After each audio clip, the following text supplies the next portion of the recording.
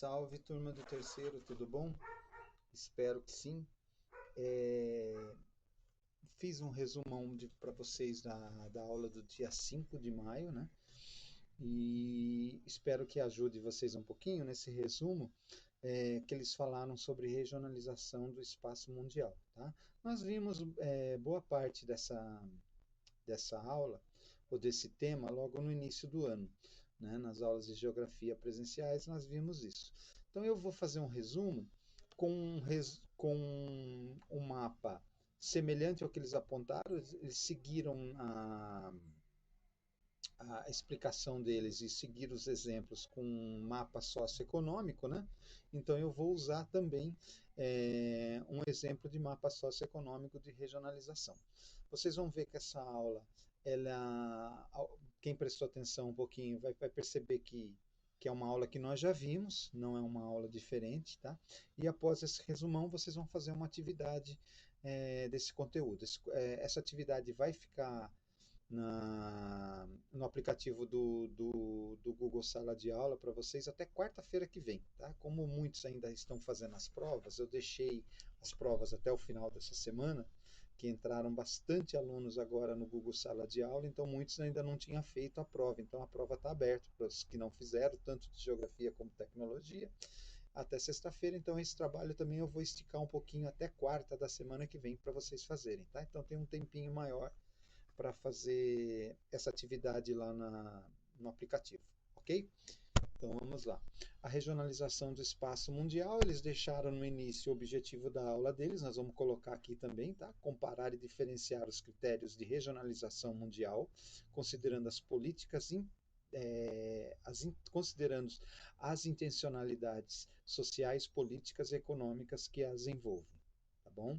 Acho que aí no caso que as envolvam, né? O exemplo que eu vou usar também é socioeconômico, é o exemplo do IDH. Tá? A ONU criou esse conjunto de indicadores, né? Ela formou esses indicadores em 3 pilares básicos, tá? Para chegar a um indicador socioeconômico muito próximo da realidade de cada país. Então, é o melhor indicador para você determinar a questão socioeconômica de um país. Se ele é pobre, se ele é rico, se ele é emergente, se ele tem um padrão de vida alto, se ele tem um padrão de vida baixo. Baseado nesses 3 pilares aí, a gente consegue ter uma definição maior da questão socioeconômica mundial. Tá bom? O Índice de Desenvolvimento Humano, IDH, ele é um indicador idealizado pelo PNUD, tá? Que é o Programa das Nações Unidas para o Desenvolvimento, e ele é baseado em 3 pilares básicos aí: educação, saúde e renda. Tá? Esses três indicadores juntos, eles representam uma somatória muito boa para você determinar o nível socioeconômico de um país. Então, na atualidade, é o melhor indicador mesmo. E como que eles fazem isso? Eles juntam os índices de educação, tá? Então, a taxa de escolarização bruta, se o aluno ele começa no ensino fundamental e se ele vai até o final, até o ensino médio, ou se ele desiste antes, né? A gente percebe, por exemplo, que em muitos países desenvolvidos o estudante ele consegue terminar, ele vai até o ensino superior, mas em países pobres a maioria ela desiste no meio do caminho. O Brasil é um deles que vive esse drama. Muitos alunos terminam o ensino médio, outros nem concluem o ensino médio, alguns nem concluem o ensino fundamental, tá? Então são poucos que chegam, tá? A saúde é a mesma coisa. Se você tem um bom sistema de esgoto, um bom sistema de água, você tem uma boa moradia, tá? Você tem um bom plano de saúde, ou você tem boas condições de alimentação, um bom emprego, você vai dar esperança de vida maior. Então, a expectativa de vida de um país desenvolvido é muito maior do que um país pobre. Basta você pegar um país da África e um país europeu. Você vai ver que o país europeu, a média de idade é 80 anos, 85 anos. E num país africano, a média é de 55, 66 anos de vida. Então, é muito baixa. Então, são condições gritantes entre um país e outro. Tá? E você tem a renda. Tá? A renda é o produto nacional bruto, que era antigamente, né, a gente conhecia por produto nacional bruto, hoje a gente conhece por rendimento nacional bruto. É tudo que você ganha, tá? Então pode ser uma família, pode ser uma pessoa só, tá? Então é a renda per capita, por capital, tá bom? Você soma essa renda per capita ao PPP, tá? O que que é o PPP? Ao poder de paridade de compra. Então, quanto a sua renda compra? Qual as condições que você vai ter para viver com o salário que você ganha? Tá bom? Isso é feito na forma de dólar, né, em forma da moeda mundial conhecida que é o dólar, tá? E essa referência também vai somar junto ao IDH, tá vendo? Então, é um índice que deixa muito mais próximo da realidade de qualquer país. Tá? Como ela varia, a escala do IDH ela vai de 0 a 1. 0 é péssimo e 1 é muito elevado, é muito bom. Tá? Então, tem países que chegam muito próximo de um. Finlândia, Suécia, chega a 0,97. Então, eles estão muito próximos. E países, por exemplo, da África que chegam a 0,14. Olha a diferença, muito próximo a zero. Então a gente tem essas diferenças. Vamos então para o mapa regional, para vocês terem uma base. Eu separei o mapa do Índice de Desenvolvimento Humano, tá? O IDH de 2010. Peguei o de 2010 porque os dados do censo nosso é de 10 em 10 anos. O próximo censo nosso será em 2020, será esse ano. Pode ser que seja até o final do ano, pode ser que eles façam em 2011, devido à questão da pandemia, pode ser que não saia ainda esse ano os dados. Pode ser até que ocorra o recenseamento, mas não saia os dados completos esse ano. Então vamos usar o de 2010 para nossa referência aqui. Então a gente tem, interpretando o mapa da regionalização do mundo, nós temos aqui a legenda, onde você tem baixo, que é o indicado a 0,14, e você tem muito elevado, que o número é de 0,94. Você já bate o olho, como é um mapa hipissométrico. O que é um mapa hipissométrico? Ele tem várias cores, mas em tonalidades. Então você tem cores aí marrom, marrom claro, bege, tá? Eles utilizam cores hipissométricas, essa mistura aí de tonalidades para ficar fácil de você entender que alguma coisa onde está escuro é mais e alguma coisa onde está claro é menos. Tá? Nesse caso que está mais escuro, a gente já vai bater o olho e nós vamos perceber que é alguma coisa elevada e onde é mais claro é baixo, tá bom? Então, olha, o que a gente tem aí? Ausências de dados também. Essa cor meio azulada. São países, por exemplo, que não informam os dados, porque são países, às vezes, ditatorial, regime fechado, eles não querem passar para a população se o seu indicador é bom ou ruim. Geralmente, às vezes, o indicador não é bom, mas como eles vivem num regime fechado de governo, onde eles não querem fornecer nada do país, então aí eles omitem mais. Ó. Você pode pegar o exemplo aqui da Coreia do Norte. A Coreia do Norte é um caso desse, que tem um regime fechado, eles não são abertos para nenhum tipo de informação, então eles não passam dados, é ausência. Você já tem a Groenlândia aqui, que não é esse caso. A Groenlândia é uma ilha onde vivem esquimós lá, uma população nômade, né? Tem a sociedade própria, vive da caça, né? E a ilha pertence à Dinamarca, então eles não computam índices de DH lá justamente por ser uma região inóspita, né? Então podem ver que a Dinamarca não tem nenhum tipo de indicação, tá bom? E aí nós vamos, Canadá, Estados Unidos na América do Norte, é aqueles que têm um índice muito elevado, ele está entre 79 e 94, tá? Você vai perceber a própria Europa. A Europa você tem os indicadores muito elevados na maioria dos países, principalmente os países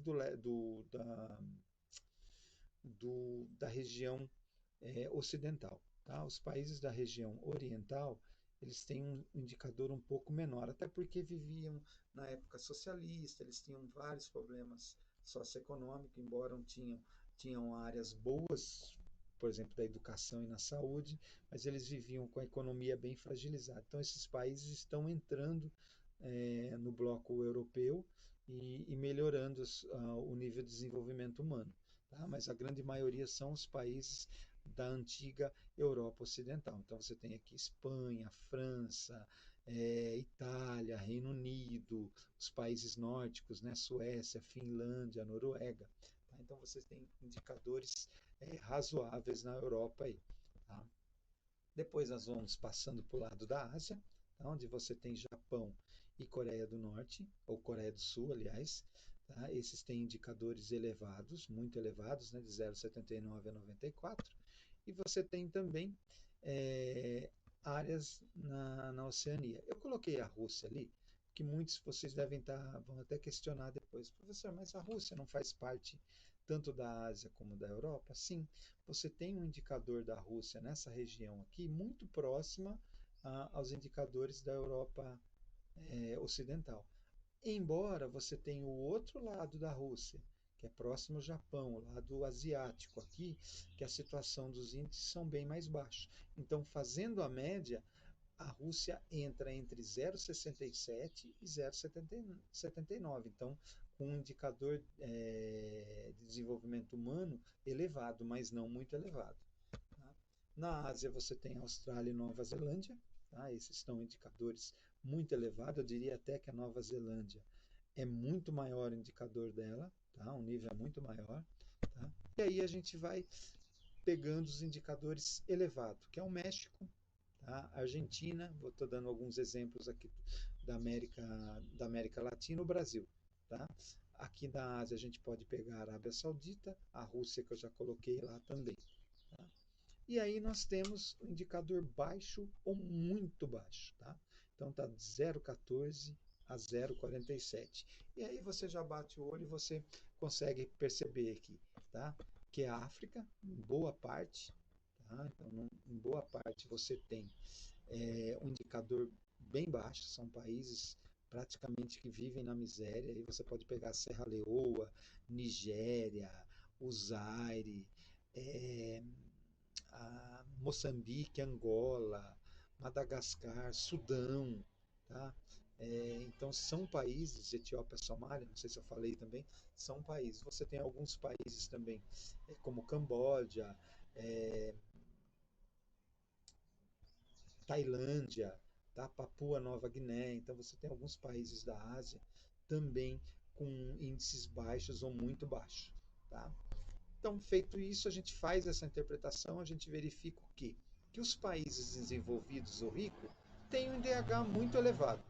Os países pobres ou emergentes têm um IDH elevado, médio e baixo. Tá? Mas é claro que você percebe, os países com mais dinheiro têm um IDH bom. Aí vocês vão falar assim, professor, você não falou da China. Tá? A China, nesse índice, ela tinha um índice baixo, baixo para elevado. Tá? A China teve uma melhora. Como são dados de 2010, ela teve uma melhora na questão do IDH. Ela tá hoje classificada entre elevado, mas com base nesse mapa, ela está de baixo para elevado, tá bom? Justamente por causa da data de 2010. Então a gente tem esse índice defasado aí. Ah, mas a China é um país potente, rico, é verdade, mas a China tem problemas sérios de questão socioeconômica. Ela não resolveu isso. Ela compete de igual para igual no mercado mundial com os Estados Unidos, mas ela não resolveu essa situação. Tá? Seguindo para o outro mapa, que é o antigo PIB, produto, produto interno bruto, tá? Então a gente passa agora para produto nacional bruto. Mudou a senha, tanto é que eu deixei aqui na legenda, que ainda era um mapa de 2010. Aqui a gente vai perceber que tem algumas diferenças em relação ao IDH. Você tem México, Chile e Argentina com produto nacional bruto superior ao Brasil. Tá? Esses dados já não correspondem totalmente à atualidade. O Brasil hoje ele tem um índice o produto nacional bruto do Brasil é mais forte que o argentino. Em 2010 não era, mas é mais forte do que o argentino, mas não é mais forte que o Chile. o produto nacional bruto do Chile é melhor, o do México está mais ou menos igual, tá? Então, nesse mapa, o Brasil perdia para os países da América Latina, né, seus vizinhos e todos aqui da América Latina, para México e Chile. Tá? Então, essa é a diferença que a gente tem, que já não bate com o mesmo mapa do produto do IDH. Por isso que o IDH acaba sendo um índice muito bom para você estudar. Depois nós temos Portugal, olha só Portugal. Portugal é um país considerado com IDH muito bom, embora a questão do produto nacional bruto dele é o mesmo nível, por exemplo, do Chile e do Brasil. Então, o poder de venda ou de comércio externo com outros países de Portugal é muito semelhante a países da América Latina, embora ele se encontre num continente, numa região de países de alta tecnologia, ok?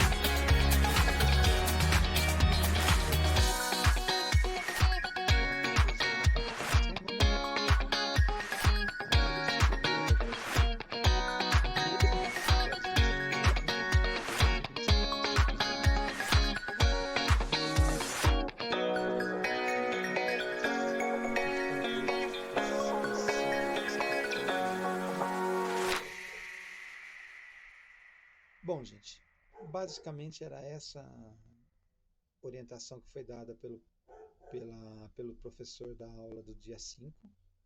Tá lá no canal do YouTube e também tá no Google Class aí para vocês assistirem, poder fazer as atividades, tá bom? Próximas aulas que tiverem, a gente faz uma outra explanação sobre o assunto, tá bom? Abraço, até lá.